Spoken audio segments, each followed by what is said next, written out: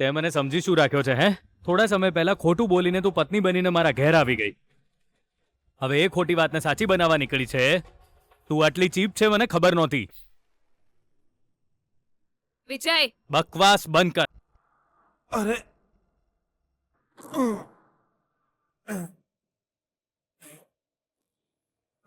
ધીરેથી બાપરે.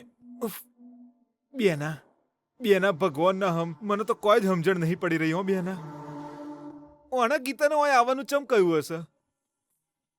બેના આપણને કયા વિના ચોકાણા ગીતા હાથે શરૂ કરી દીધું હશે સંસાર મોડવા. ભૈલા, થોડી વાર મોઢું બંધ રાખીશ તું?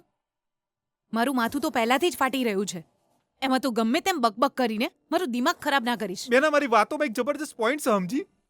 એ ગીતાએ પણ એવું જ કહ્યું હતું ને, થોડીક જ વારમાં એ લોકોનો કાર્યક્રમ શરૂ થવાનો હતો. એ ભલે કંઈ પણ બોલે ભૈલા, પણ સાચું કહેવા માટે વિજય હોશમાં નથી ને, અને એ ભાનમાં આવે ત્યાં સુધી રાહ જોવી પડશે. ખબર નહીં આપણી કિસ્મત હારી હતી બેના. આપણે જો દોઢા થઈને ગીતાની વધારે ઇન્સલ્ટ કરવા માટે પોલીસને આપણી હાથે લઈને જાઓત ને તો આપણે હાથે કરીને જાણે આપણા જ પગ પર કુહાડો મારવા જેવી વાત બની હોય. ભૈલા પ્લીઝ, મારો દિમાગ ખરાબ ના કરીશ. પહેલા આને કારમાં બેસાડ.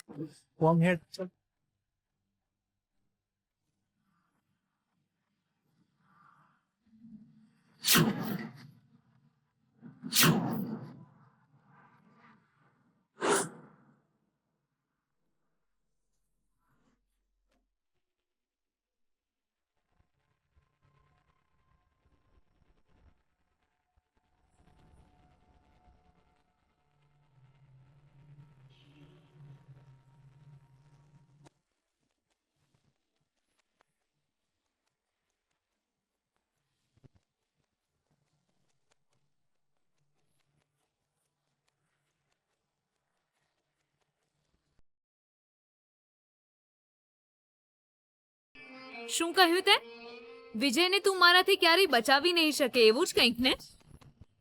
ખાલી વિજયને જ નહીં, તને પણ બચાવી છે મેં. તે આવી હરકત કરી છે એવું જો મેં વિજયની મમ્મીને કહ્યું હોત ને, તો તને અત્યારે ને જ અત્યારે પોલીસને હવાલે કરી નાખત. પણ મેં તને બચાવી લીધી. આજ પછી તું પ્રામાણિકતાથી જીવતા શીખ. વિજયને તું કેમ બચાવી રહી છે એવું જ પૂછ્યું હતું ને તે? પોતાની લાઈફ સેટલ કરવાના સ્વાર્થમાં તું વિજયની સાથે આડા સંબંધ રાખવા સુધી તૈયાર થઈ ગઈ. પણ હું એની જિંદગી બરબાદ ન થાય એ માટે હું અહીં સુધી આવી એ મારા માટે મોટી વાત નથી. એટલા માટે કે એ મારો પતિ છે. હું એની પત્ની છું, આ વાત આખો સમાજ જાણે છે. અને સૌથી વધારે તો એના પપ્પા વિશ્વાસ કરે છે. અને જ્યાં સુધી હું એ ઘરમાં છું, એને બચાવવો મારી ફરજ છે, સમજી? મારી એ ફરજ હું દરેક વખતે નિભાવીશ. મારા ઘર સાથે જે અન્યાય થઈ રહ્યો છે એને હું જરૂર રોકીશ. મને જે ઝાડ છાંયડો આપે છે એના પર હું કોઈને પથ્થર ફેંકવા નહીં દઉં. જિંદગી સેટલ કરવાનું સપનું તો બધા જોવે છે, પણ એના માટે તું આવી ગંદી હરકત કરીશ ને તો જિંદગી સેટલ નહીં, બરબાદ થઈ જશે. આપણને આપણા કામથી ગૌરવ મળવું જોઈએ, ઇજ્જત માટીમાં ના મળી જવી જોઈએ.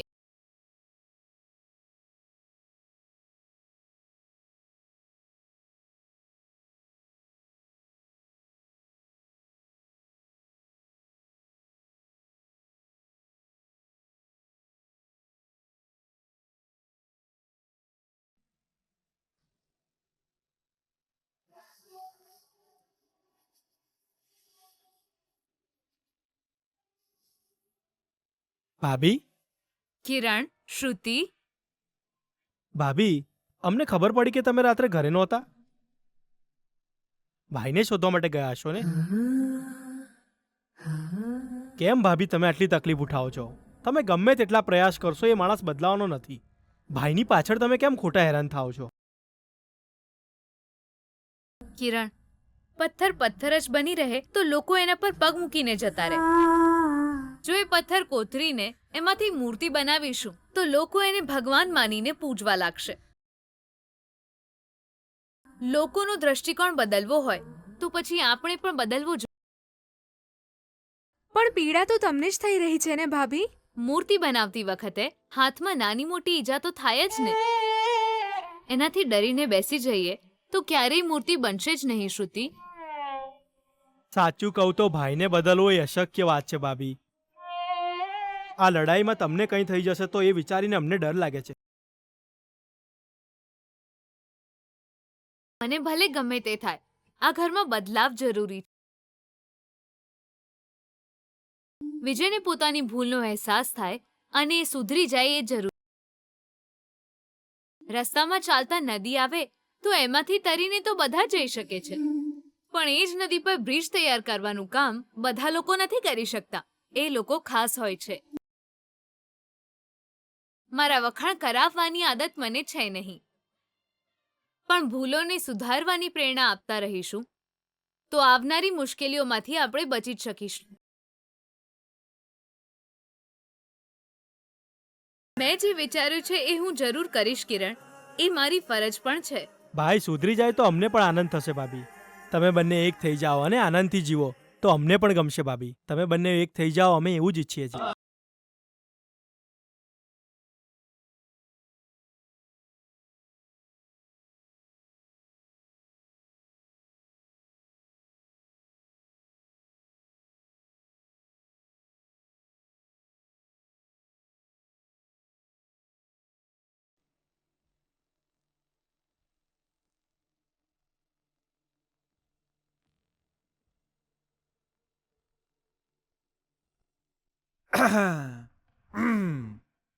ભોણા વિજયકુમાર, કાલ રાતની અસર હજુ સુધી મોથે ચડેલી છે.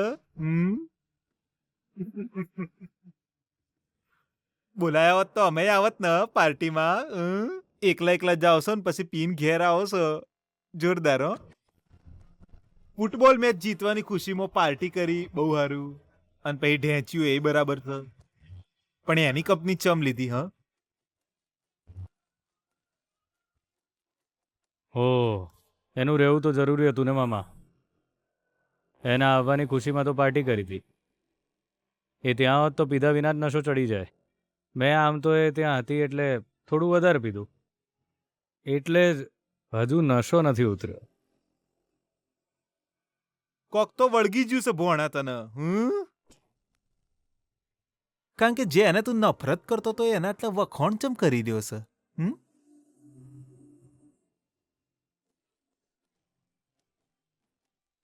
પીવડાય પીવડાય બેના. પહેલા એને છાસ પીવડાય. ખબર નહીં ચેવી ચેવી વાતો કરે છે. વિજય, આલે છાશ પી લો.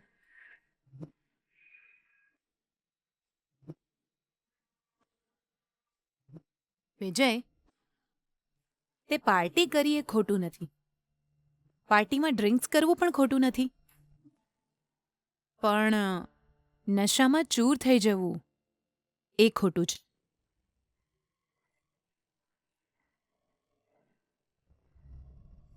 જો વિજય, તું આ રીતે નશામાં હોય તો કેટલાક લોકો તારો ફાયદો ઉઠાવી લેશે ને.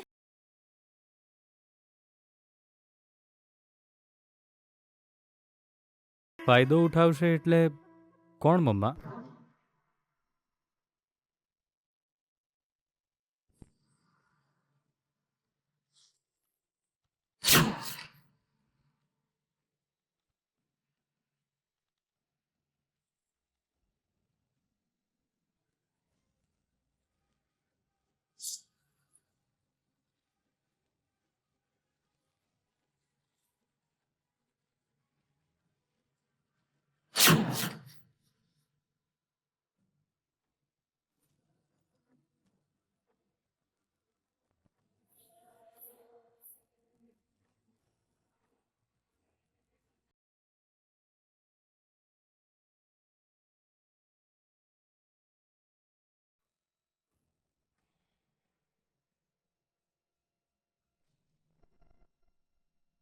આ લોકો ગીધની જેમ એક જ હારી તક મળે ને એટલે તરત જ લપકી લે. આડી અવળી વાત ના કરો. હવે કોણે શું કર્યું એ કહો. હા તો કાલે રાત્રે હું ઘેર કેવી રીતે આવ્યો મામા? કંઈ જ યાદ નથી આવતું. અરે ભોણા, અમે બંને જણાએ તારી આબરૂ બચાઈ અને તને ઘેર લઈને આયા છીએ. આબરૂ હમ. એ કોણ હતું? તારી જૂની લવર. આ કોણ હતું એવું પૂછે છે બેના? કાલે જો અમને આવવામાં જરાય મોડું થઈ ગયું હોત ને તો આ ગીતાની સંતાનનો બાપ બની ગયો હોત. ખબર છે તને?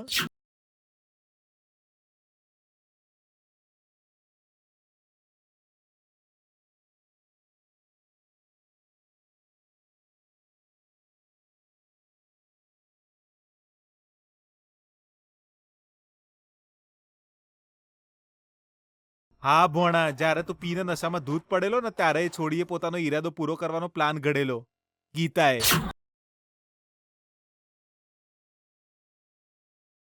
હું અને બે ના કાલે કરેક્ટ ટાઈમ પર ત્યાં ના આવ્યા હોત ને તો ના થવાનું બધું થઈ ગયું હોત. તને ખબર છે? તું પછી એની જાળમાંથી નીકળી ના શકે. નસીબહારા હતા, કોઈ થયું નહીં અને તને હું જ ઉઠાઈને ઘેર લઈ આવ્યો.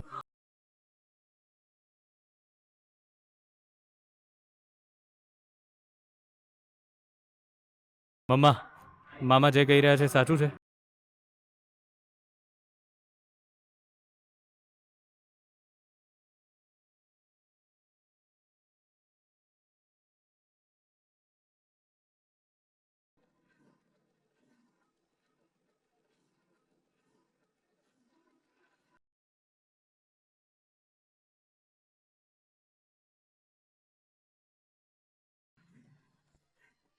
આ ગીતા આટલી હદે નીચે ઉતરી જશે મેં ક્યારેય વિચાર્યું નહોતું.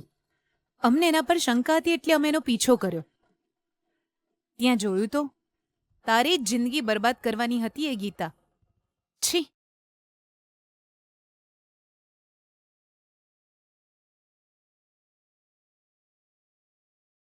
અરે આવું કઈ સ્ત્રી કરે? આવી હરકત કરીને આ ઘરમાં પરમેનન્ટલી સેટલ થવાનો પ્લાન કર્યો હતો એણે. એને યાદ કરીને મને તો ગુસ્સો જ આવે છે.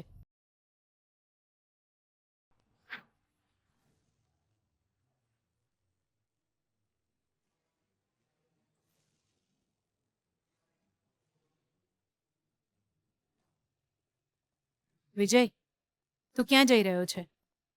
હું એને નહીં છોડું મમ્મા.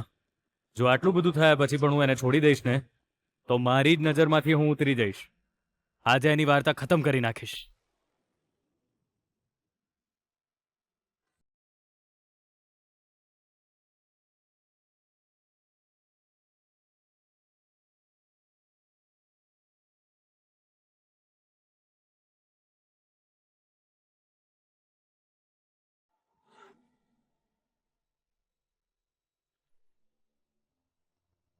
શું થયું યાર?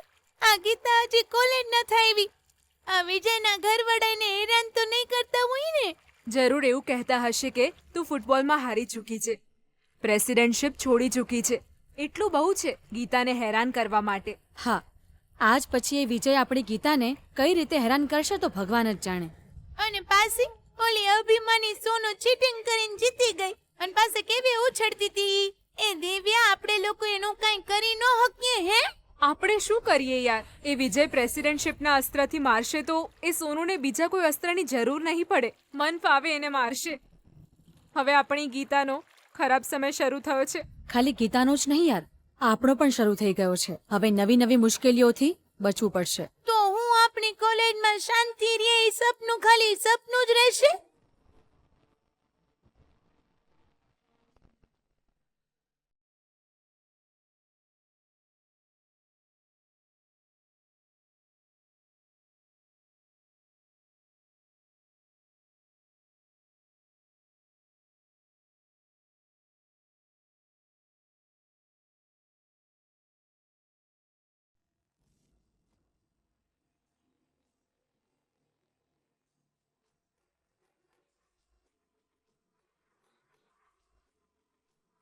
એ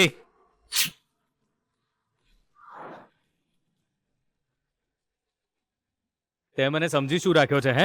થોડા સમય પહેલા ખોટું બોલીને તું પત્ની બનીને મારા ઘેર આવી ગઈ. હવે એ ખોટી વાતને સાચી બનાવવા નીકળી છે. તું આટલી ચીપ છે મને ખબર નહોતી. વિજય, બકવાસ બંધ કર. તું જીતવા માટે કંઈ પણ કરી શકે છે મને ખબર છે, પણ આ હદ સુધી નીચે ઉતરી જઈશ એ વિચાર્યું નહોતું. થુ.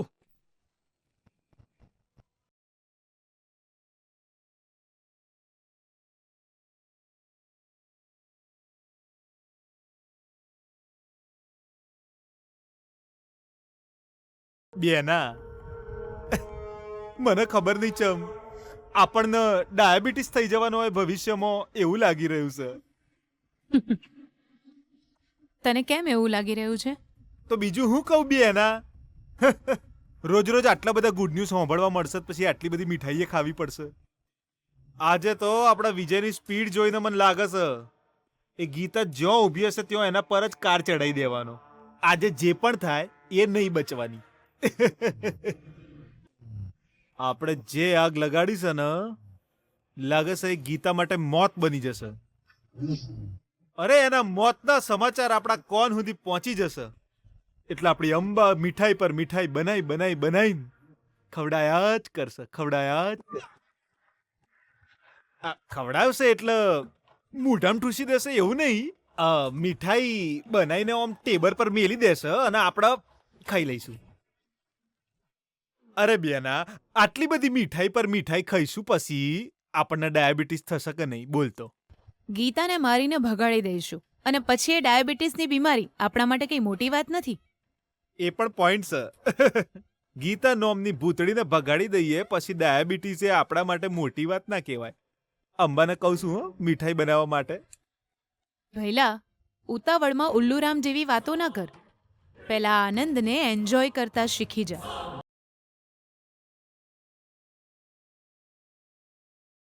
વિજય હમણાં જ તો ત્યાં ગયો છે. એ બંનેની વચ્ચે હજુ તો બહુ મોટો ઝઘડો થવો જોઈએ. વિજય ગુસ્સામાં આવીને ગીતાને કંઈક એવું કરવા જાય કે એ વાતના સમાચાર કોઈ આપણને ફોન કરીને આપે. એ ખુશખબરી આપણે સાંભળીને ખુશીથી નાચવા લાગીએ. એ પછી મનપસંદ મીઠાઈ એક પછી એક બનાવડાવીશું. એ છે અસલી સેલિબ્રેશન. હવે સમજો તું? હારું આગળ વધો એટલે હું મારે ખાલી રાહ જોવાની છે ને. હારું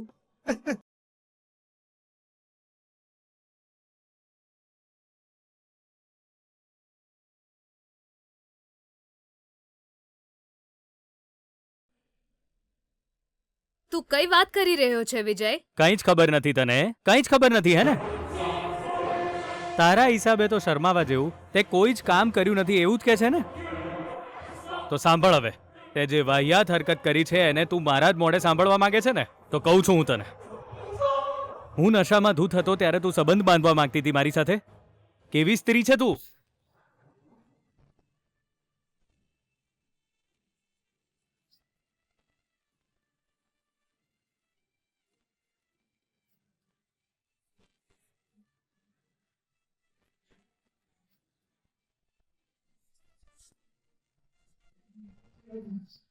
વિજય, તારી જીભને જરા કાબૂમાં રાખ.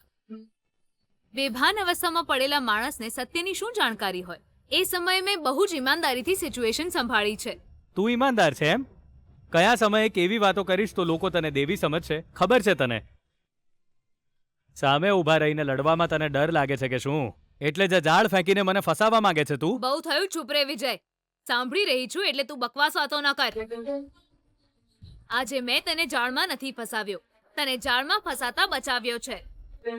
જો હું ના હોત ને તો એ સોનુએ જે ખાડો ખોદ્યો છે એમાં ઉતારી દીધો હોત. એમાંથી તું ક્યારેય બહાર ના નીકળી શક્યો હોત. એટલા ઊંડા ખાડામાં પડ્યો હોત, સમજ્યો? દૂધ પીધા પછી બિલાડી આરોપ બીજા પર જ નાખે. ગુનેગાર તું છે અને આરોપ સોનુ પર લગાવે છે. સોનુએ શું દગો કર્યો છે મારી સાથે? દગો કરીને તો તું મારી જિંદગીમાં આવી ગઈ છે.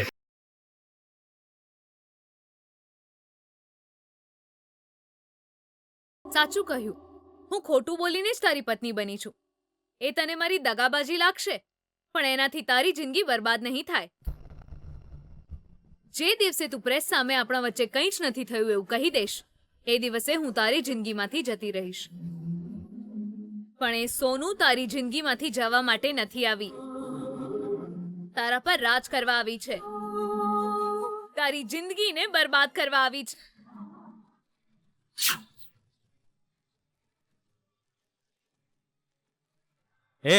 મને જરાય રસ નથી તારા આ બકવાસમાં.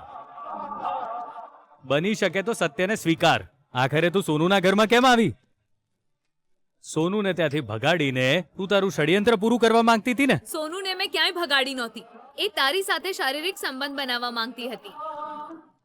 સાચી વાત માનવામાં મને વાંધો નથી, પણ તું જાણ, પછી તું એને જાતે જ કાઢી મૂકીશ.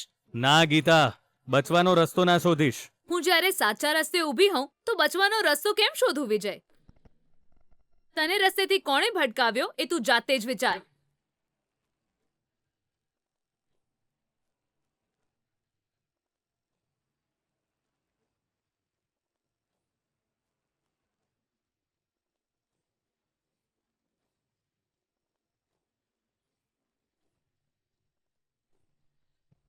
મિનિસ્ટરના છોકરાની ઇજ્જત હવે મારા મોબાઈલમાં કેદ થવા જઈ રહી છે.